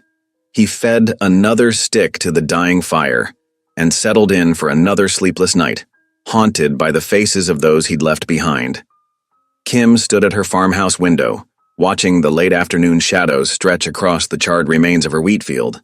The acrid smell of smoke still clung to everything, a constant reminder of all they'd lost. Behind her, the children worked quietly at the rough-hewn table, Sarah helping James with his letters while Thomas mended a torn shirt. "Mama?" Sarah's small voice broke the silence. "Will Mr. Noel come back?" Kim's throat tightened. She turned from the window, forcing a smile. "He needs time to think, sweetheart. Sometimes grown folks need that." "But he promised to teach me more about tracking deer," Thomas said, looking up from his mending. The disappointment in his eyes made Kim's heart ache. "And he was going to read more Bible stories," James added, coughing slightly. The smoke had affected his chest worst of all. Kim crossed to the hearth, adding another piece of precious firewood. The house felt colder without Noel's steady presence, without his quiet way of fixing things and making the children laugh. But she couldn't let them see her own doubts. "Let's focus on what we can do today," she said, trying to sound cheerful. "Those spelling words won't learn themselves." A knock at the door startled them all. Kim's hand trembled slightly as she lifted the latch, but it was Henry who stood there, a dressed deer across his shoulders. "Thought you might need this?" he said simply, stepping inside. His dark eyes took in the children's drawn faces, the patched walls, the meager fire. "Henry." Thomas jumped up, his face brightening. "Did you track it far? What signs did you follow?" Henry's grave expression softened as he set down his burden. "Come help me dress it properly, and I'll show you how to read the signs next time." While Thomas helped Henry with the venison, Kim noticed the scout had brought more than just meat. Tools were strapped to his horse outside, and rough-cut shingles lay across his saddle. "The roof," Henry said, following her gaze. "There's damage from the fire that needs mending before the next storm." Kim blinked back sudden tears. "You don't have to."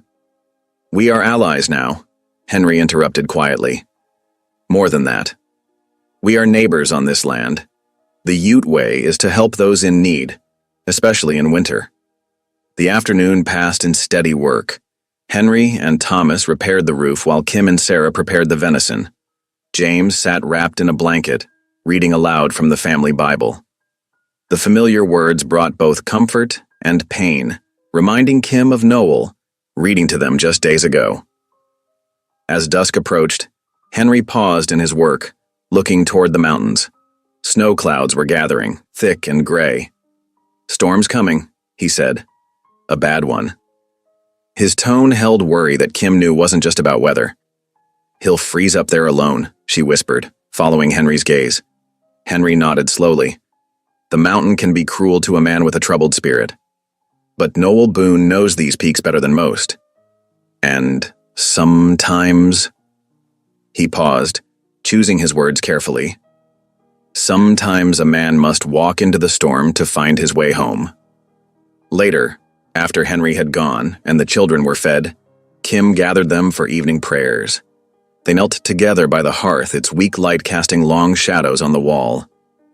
"Dear Lord," Kim began, her voice steady despite her heart's turmoil, "watch over us in our need. Protect those we love, especially..." She faltered slightly. "Especially Mr. Noel," Sarah finished firmly, her small hand squeezing Kim's. "Please bring him back," Thomas added. "And keep him warm," James whispered, coughing again. Kim closed her eyes tight against tears. "Lord, guide him through whatever storm he's facing. Help him remember he's not alone. Give him the courage to return to those who..." She swallowed hard. "Those who need him." High in the mountains, Noel huddled against a fallen log as the first snowflakes began to fall. He'd made a rough camp, more from habit than care, but sleep eluded him. The wind had shifted suddenly after sunset, bringing with it the bitter cold of an early winter storm. Patch stamped uneasily, steam rising from his flanks. Noel had covered the old mule with his spare blanket, knowing they'd both need all their strength to survive what was coming. Already the snow was falling faster, thick flakes that stuck to everything they touched. A sudden gust of wind brought a sound that made Noel's heart clench. Children's laughter, carried on the storm. He knew it was just his mind playing tricks, but it sounded so real. Sarah's high giggle, Thomas's deeper chuckle, James's quiet mirth. He remembered them gathered around the table, faces bright in lamplight as he told stories of mountain life. Remembered the trust in their eyes, the way they'd looked to him for protection when the flames threatened, the way they'd called him family without even meaning to. The wind rose higher, howling through the pines. Snow drove sideways now, finding every gap in Noel's coat. He pulled out the silver shard, its surface dark in the stormy night. What had seemed like a curse now felt different, not a punishment, but a test. Not of his strength, but of his heart. "I've been a fool," he whispered, words snatched away by the wind. "Running from your blessing instead of seeing its purpose." Another memory came, sharp as the driving snow. Kim's voice raised in the evening prayer, teaching her children to trust in something bigger than their fears. She'd never lost faith, not through her husband's death, not through years of struggling alone, not even when flames took her harvest. The storm grew fiercer as night deepened. Noel worked constantly to keep his small fire alive, knowing it meant the difference between life and death. Patch huddled close, sharing what warmth they could. The old mule's loyalty shamed him. Even animals knew better than to abandon those who depended on them. By midnight, the world had vanished in swirling white. Noel's hands were numb despite his gloves, his face raw from the wind. Each breath felt like swallowing ice. He thought of Kim's farmhouse, how the damaged roof would let in the cold, of James's weak chest, still healing from smoke, of Henry's warnings about the railroad men who might take advantage of the storm to cause more mischief. Dawn seemed an eternity away. Noel fought to stay awake, knowing sleep in such cold meant death. To keep his mind sharp, he recited psalms from memory, verses his mother had taught him, verses he'd heard Kim's children practice. Words of trust in the darkest valley, of strength renewed like eagles, of help coming from the mountains. When the eastern sky finally began to lighten, the storm showed no sign of weakening. But something had changed in Noel's heart. The darkness that had driven him to flee had been scoured away by wind and snow and memories of children's prayers. He struggled to his feet, every muscle protesting. Patch looked at him with doubtful eyes as he began breaking camp. "Can't stay here, old friend," Noel said, his voice rough from cold. "Got people counting on us, whether they should or not." The mule's ears pricked forward at his tone. Despite exhaustion, despite the raging storm, they both knew the way home. It lay down in the valley, where a farmhouse waited with broken roof and wounded hearts, where children prayed by firelight, where allies stood strong against injustice. Noel mounted carefully, the silver shard warm against his chest, despite the cold. He turned Patch's head toward the valley, toward Kim and her children, toward the fight he'd been wrong to abandon. "Lord," he prayed as they started down the treacherous slope, "guide us home, and give me strength to make things right." The storm raged on, but Noel Boone and his faithful mule pushed forward, one step at a time, leaving the cold solitude of the mountains behind. Far below, though he couldn't see it through the swirling snow, a farmhouse waited, and in it, a family prayed for his return. The morning sun had barely crested the hills when Noel's mule stumbled into Kim's farmyard. Frost sparkled on his beard, and his clothes were stiff with ice. The front door burst open as Kim's children spilled out into the yard. "Mr. Noel! Mr. Noel!" Sarah called, running toward him through the fresh snow. Thomas and James followed close behind, their faces bright with relief. Noel nearly fell from the saddle, his limbs wooden from cold. Thomas caught his arm, steadying him as he dismounted. "Let's get you warm," Kim said, from the doorway, her voice gentle. "James, take care of Mr. Noel's mule." Inside, the farmhouse kitchen was warm and bright. The smell of coffee and frying bacon filled the air as Kim set a steaming plate before him. Noel's hands shook as he wrapped them around a tin cup of coffee. "Kim, he began, his voice rough. "I'm sorry for running. I thought I was protecting you all, but I was just being a coward." Kim sat across from him, her eyes soft. "Sometimes God allows wounds so light can pour through," she said quietly. "Like that silver in your arm. What looks like a curse might be His way of giving us strength for the fight ahead."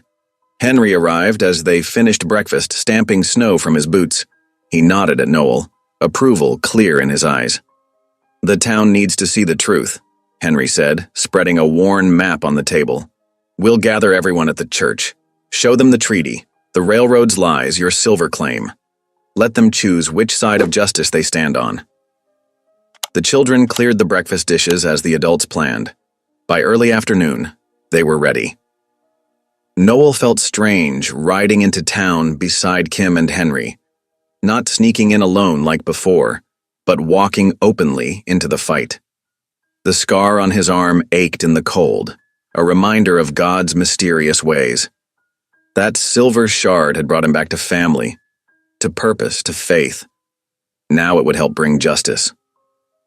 As they rode down Main Street, Noel noticed changes. Shopkeepers nodded as they passed. Miners touched their hats in greeting. A group of farmers gathered outside the general store gave them encouraging smiles. Henry posted meeting notices while Kim spoke with the preacher. Noel caught sight of railroad men watching from the saloon, their faces dark with anger, but he held his head high, no longer afraid. By evening, posters covered the town. Public meeting, railroad land claims, justice for all. People stopped to read them, gathering in small groups to talk. Even the sheriff paused to study one, thoughtfully stroking his mustache. "Look there," Kim whispered, touching Noel's arm. More townsfolk were approaching, offering quiet words of support. The isolation that had haunted them all was breaking. The church pews creaked under the weight of so many bodies. Every seat was taken, with folks standing along the walls and spilling out the door into the cold night air. Lamplight flickered across worried faces as Noel, Kim, and Henry stood before the gathering. Noel's heart hammered in his chest as he stepped forward. The silver shard felt heavy in his pocket, like a stone of judgment. He pulled it out, holding it up so it caught the lamplight. "This piece of silver came out of my own flesh," he said, his voice steady despite his nerves. "At first I thought it was God's gift to me alone. But now I see it different." He paused, looking across the sea of faces. "I'm surrendering my claim to this silver. No amount of wealth is worth more than your homes, your children's future, or the dignity of the Ute people whose land this truly is." Gasps rippled through the crowd. Someone dropped a hymnal with a thud. In the back, railroad men shifted angrily, their faces dark with contempt. Kim stepped forward, her worn shawl wrapped tight against the evening chill. "We're not just fighting for land," she said softly, but her voice carried to every corner. "We're fighting for family, for faith, for the courage to stand together when it would be easier to stand alone." Henry moved to join them, his bearing proud but gentle. "If these treaties fall here," he said, "they'll fall everywhere. Your children will learn that promises mean nothing. Is that the legacy you want to leave?" Silence filled the church. Then old Tom Weber, who'd farmed the valley 40 years, stood up slowly. "I'm with you," he said firmly. Like a wave, others began rising. Sarah Miller, whose husband died in the mines. Young Jenkins from the general store. The Cooper brothers who ran the livery. One by one they stood, voices growing stronger as they pledged support. The railroad men stormed out, boots thundering on the wooden steps. But nobody followed them. Reverend Sims raised his hands for prayer. "Lord," he began, his voice trembling with emotion, "give us strength to stand for what's right." "Amen," the crowd responded, the sound swelling like a chorus. Noel felt Kim's hand slip into his, warm and strong. Henry nodded at them both, a smile touching his eyes. Looking out at the united faces of miners, farmers, and townsfolk, Noel felt something he hadn't known in years: hope. Not just for himself, but for the whole valley. The church rafters seemed to ring with the power of their shared purpose as neighbors clasped hands and shared determined looks. What had started with a mysterious silver shard was growing into something far more precious. Community dawn painted the main street golden as Noel, Kim, and Henry walked shoulder to shoulder toward the land office. The railroad lawyer stood on the boardwalk, flanked by 4 hired guns, their hands resting on their holsters. "Your threats won't work anymore," Noel called out, his voice carrying across the quiet street. Kim squeezed his hand, her fingers trembling but determined. Behind them, boots scraped on wooden planks as townsfolk emerged from shops and doorways. Tom Weber planted himself firmly behind the trio, followed by the Cooper brothers and a dozen miners. More people joined with each passing moment until the street filled with grim-faced supporters. "I'm withdrawing my silver claim," Noel announced clearly. "But the Ute Treaty stands. These good people won't let you steal their land." "Honor the treaty," someone shouted from the crowd. Others took up the cry until it echoed off the buildings. "Honor the treaty! Honor the treaty!" The lawyer's face twisted with rage, but his eyes darted nervously at the growing crowd. His hired men shifted uneasily, outnumbered 20-1. "This isn't over," the lawyer spat. But he gestured to his men. They backed away, mounted their horses, and rode out of town in a cloud of dust. Relief washed over the street. Kim's eyes filled with tears as she gripped Noel's hand. Henry's slight smile acknowledged their victory, hard-won but real. As evening approached, warm lamplight began glowing in windows throughout the town, like beacons of renewed hope. Spring's gentle warmth crept into the valley, melting winter's grip day by day. The sound of hammers rang through the crisp morning air as neighbors gathered to rebuild Kim's barn. Reverend Sims led the workers in amazing grace while they hoisted fresh-cut timbers into place. Noel worked alongside the other men, his muscles aching but his heart light. Kim's children darted between the workers, carrying nails and tools, their faces bright with excitement. The youngest boy tugged at Noel's sleeve, proudly showing him a wooden peg he'd whittled. Henry rode in on his Pinto, dismounting with news that brought smiles all around. "Word from Washington," he announced. "They'll honor the treaty, at least for now." The workers paused to cheer, then returned to their task with renewed vigor. As evening settled, Kim served up hearty stew and fresh bread to the tired workers. Around her table, laughter and storytelling filled the warm air. After the meal, Noel stepped out onto the porch, studying the silver scar on his arm in the starlight. What he'd once cursed as his burden had become God's instrument of healing. He felt Kim's presence before he saw her. She slipped her hand into his, and they stood together in comfortable silence. From the church in town, the evening bells rang out their hymn, while behind them, the children's gleeful giggles spilled through the open door like music. Thank you for listening. Stories connect us in the most unexpected ways. If you felt that spark today, make sure you're subscribed. I share a new one daily, and the next might change your day.